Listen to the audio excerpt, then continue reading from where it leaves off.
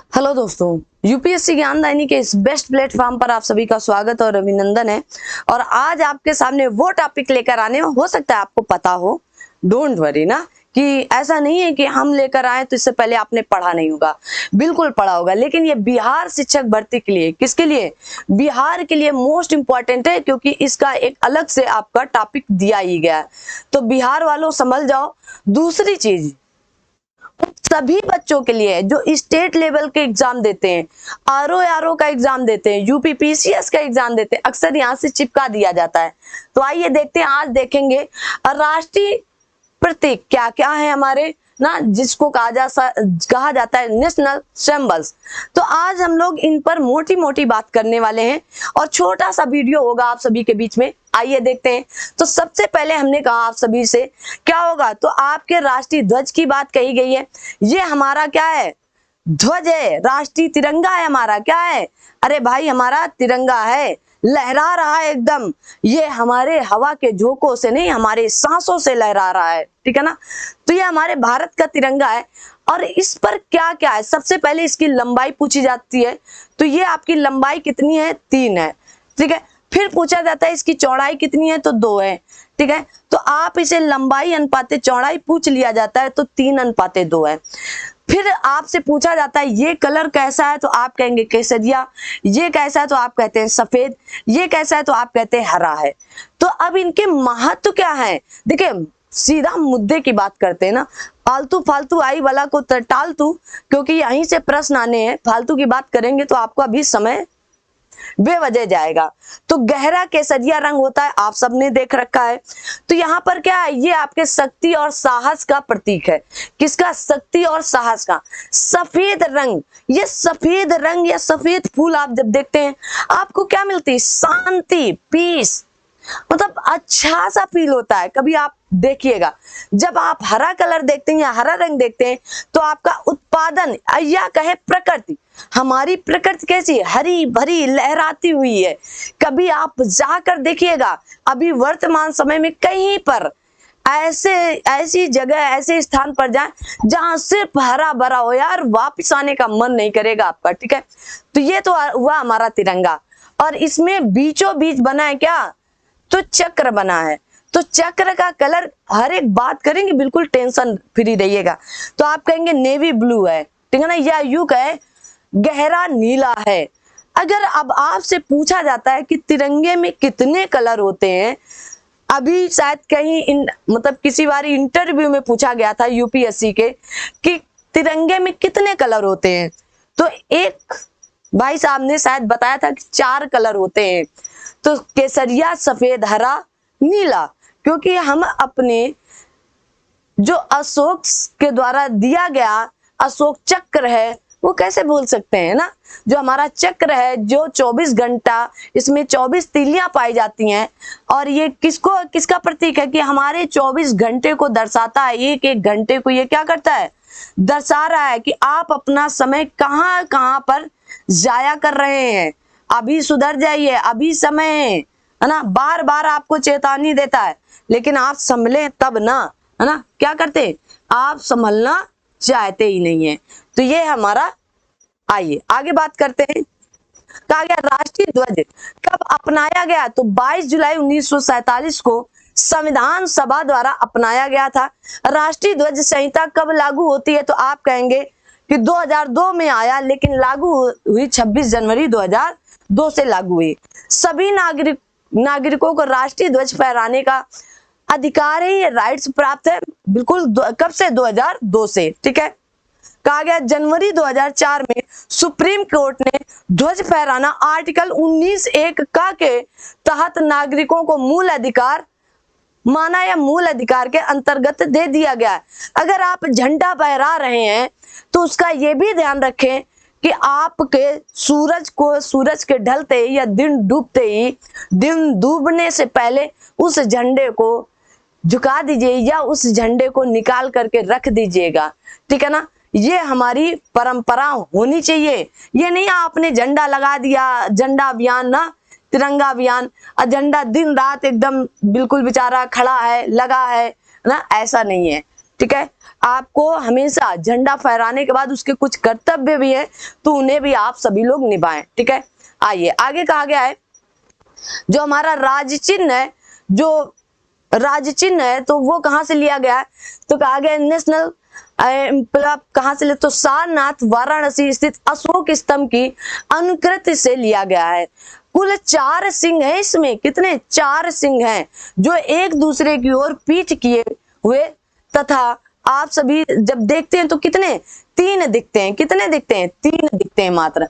क्यों? क्योंकि आप सभी ये क्या है, एक दूसरे की तरफ पीठ करके बैठे हुए, क्या करके बैठे हैं, पीठ करके। तो एक जो सबसे पीछे चला जाता है वो आपको दिखता ही नहीं है, ठीक है ना। भारत सरकार ने 26 जनवरी 1950 को अपनाया, कब अपनाया, 1950 को, 26 जनवरी 1950 को, मोस्ट इंपॉर्टेंट चिपका लो। कहा गया प्रतीक के नीचे सत्यमेव जयते लिखा है, क्या लिखा है, सत्यमेव जयते, हमेशा सत्य की ही जीत होती है, ठीक है ना। जो आपका कहां से लिया गया, तो आप कहेंगे मुंडोक उपनिषद से लिया गया है, देवनागरी लिपि में लिखा हुआ है, कैसे, देवनागरी लिपि में लिखा हुआ है, ठीक है ना। आप सभी लोगों की क्या लिपि है, तो देवनागरी लिपि ही है, ठीक है, याद रखिएगा। आगे बढ़ते हैं, अगला है आपका, कहा गया है राष्ट्रगान, ठीक है ना। इसमें कुल कितने पद होते हैं, तो 5 पद होते हैं, जो रविन्द्रनाथ टैगोर द्वारा या ठाकुर द्वारा लिखा गया है। मूल रूप से बांग्ला में लिखित जन गण मन का हिंदी संस्करण 24 जनवरी 1950 को संविधान सभा ने अपनाया था, ठीक है। तो हमारा राष्ट्रगान क्या है, जन गण मन अधिनायक ना।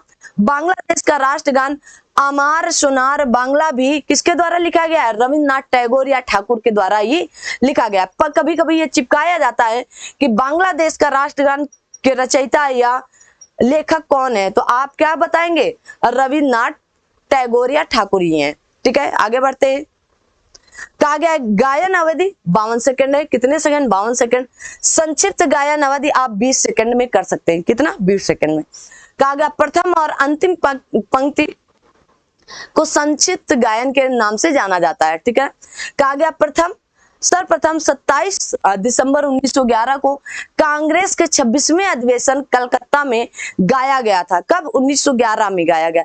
इस अधिवेशन के कांग्रेस अध्यक्ष कौन थे, तो विशन नारायण दत्त जी थे। मोस्ट इंपॉर्टेंट ये है, कौन, कलकत्ता के 1911 के अध्यक्ष जब चिपकाए जाते हैं ना, तो आप सभी लोग जवाहरलाल नेहरू या किसी और को लगाते हैं, लेकिन थे कौन, तो विशन नारायण दत्त जी थे। मोस्ट इंपॉर्टेंट है।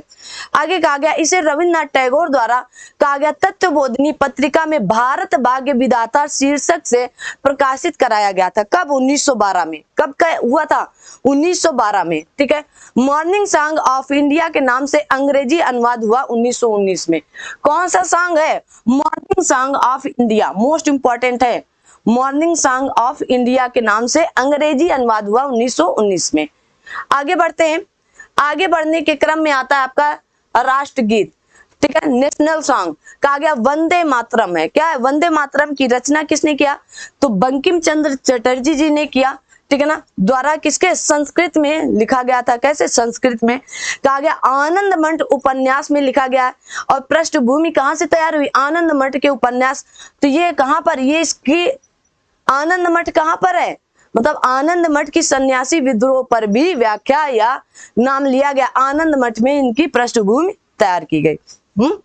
चलिए, कहा गया 24 जनवरी 1950 को अपनाया गया क्या, हमारा राष्ट्रीय गीत अपनाया गया था, रविन्द्रनाथ टैगोर द्वारा गाया गया है, कब, रविन्द्रनाथ। कहा गया सबसे पहले कांग्रेस के कलकत्ता अधिवेशन 1896 में अध्यक्ष आपके कौन थे, तो रहीमतुल्लाह सयानी जी थे। मोस्ट इंपॉर्टेंट है, अध्यक्ष कौन थे, तो रहीमतुल्लाह सयानी जी द्वारा रविन्द्रनाथ टैगोर द्वारा ये गाया गया है, ठीक है, याद रखिएगा।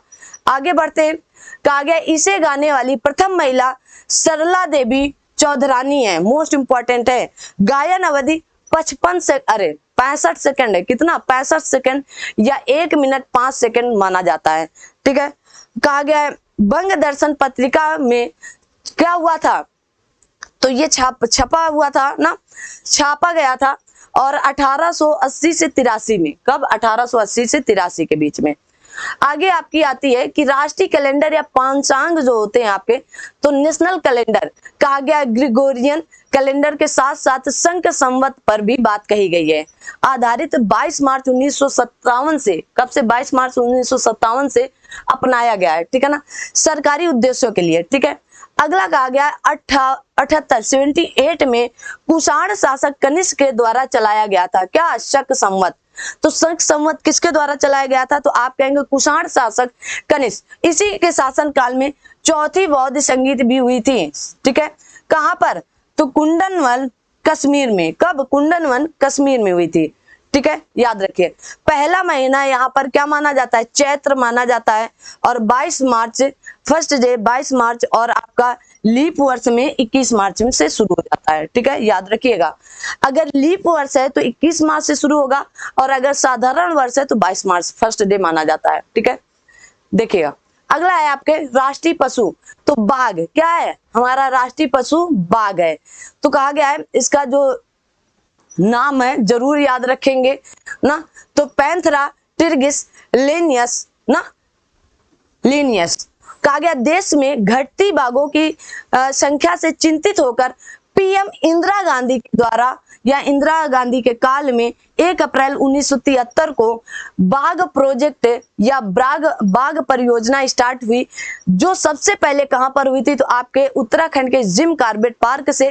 पहले इसका नाम में हेली राष्ट्रीय पार्क हुआ करता था, वर्तमान में इसका नाम राम गंगा पार्क है। क्या है, वर्तमान में इसका नाम चेंज हो चुका है, राम गंगा पार्क हो चुका है। इसको भी आपको याद रखना है, चिपकाए के रखना है। राष्ट्रीय पक्षी क्या है, तो आप कहेंगे मयूर या मोर है। क्या है, मयूर या मोर है।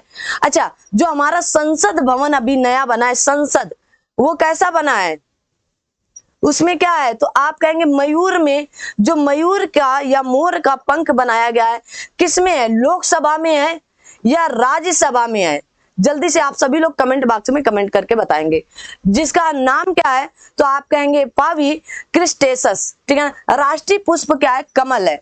कमल किस पर है, लोकसभा में बनाया गया है या राज्यसभा में बनाया गया है। ये हमारे प्रतीक के हिसाब से ही लोकसभा और राज्यसभा के सदन के अंतर्गत बनाए गए। राष्ट्रीय खेल हमारा क्या है, हॉकी है, जो हम लोग 29 अगस्त को राष्ट्रीय खेल दिवस के रूप में मनाते हैं। मेजर ध्यानचंद का हैप्पी बर्थडे होता है ना, उनकी जन्म दिवस के रूप में मनाते हैं। राष्ट्रीय मुद्रा हमारा क्या है, रुपया है। रुपया पैसा, पैसा क्या करती हूँ, पैसों की लगा दूंगी डेरी, जो तू हो जाएगी मेरी ना, तो पैसा पैसा नहीं करे। मुंबई में आईआईटी के द्वारा कौन, आईआईटी एक छात्र थे ना, तो आप कहेंगे डी उदय कुमार ने बनाया था। किसने बनाया था, डी उदय कुमार ने बनाया था। इंपॉर्टेंट है, चिपका लो अपने साथ ना। ये हैं आपके कुछ राष्ट्रीय प्रतीक और चिन्ह जो मैंने पूछे हैं, उनके उत्तर आप सभी लोग जरूर दीजिएगा, और इससे बेस्ट आपके लिए कुछ नहीं हो सकता है। तो आप सभी लोग राष्ट्रीय प्रतीक को कम से कम एक बार देखने के बाद लिख लेंगे। क्या करेंगे, लिख लेंगे। इनको लिखने से आपकी मेमोरी पावर ज्यादा अच्छे से तैयार होती चली गई, और ये आपके बिहार के लिए मोस्ट इंपॉर्टेंट है, क्योंकि ये बिहार के ही टॉपिक से छांट कर लाया गया है, ठीक है ना। तो आज की क्लास हम लोग यहीं तक रखते हैं, फिर मिलते हैं अगली क्लास में। तब तक आप सभी लोग अपना ध्यान रखें, अपने साथ सभी अपनों का ध्यान रखें। Thank you so much. जय हिंद, जय भारत।